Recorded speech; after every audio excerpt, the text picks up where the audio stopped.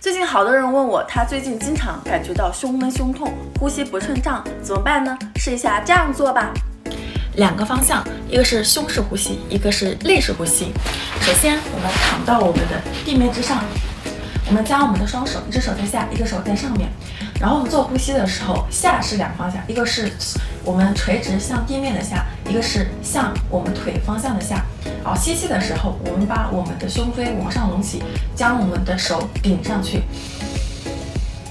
吐气的时候呢，我们向下呼吸，吐气。吐气的时候，我们的肩膀要向下，我们的斜方肌要向下。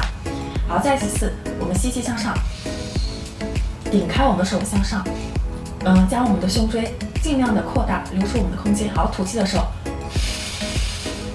斜方肌，肩膀向下，我们做10次。做完10次呼吸之后，我们再做一下我们肋式呼吸，双手放在我们肋骨的两侧，然后躺下去。然后吸气的时候还是一样的，将我们肋骨撑开，然后把我们的手顶出去，吸气，顶开我们肋骨之后，我们再做吐气。吐气的时候，我们也是两个方向，一个是向前的下，然后再往下的吐气。吐气，是这个时候呢，我们要把我们的下腰部要往下贴，然后将我们的整个身体往下去拉。好，再次吸气，撑开我们肋骨，好，吐气向下，向下。还有我们的下腰部向下做吐气，尽可能的去扩张我们肋骨，将我们的肋间肌撑开，尽量的增加我们的一个肺活量，这样就慢慢的是可以提高我们的呼吸啦。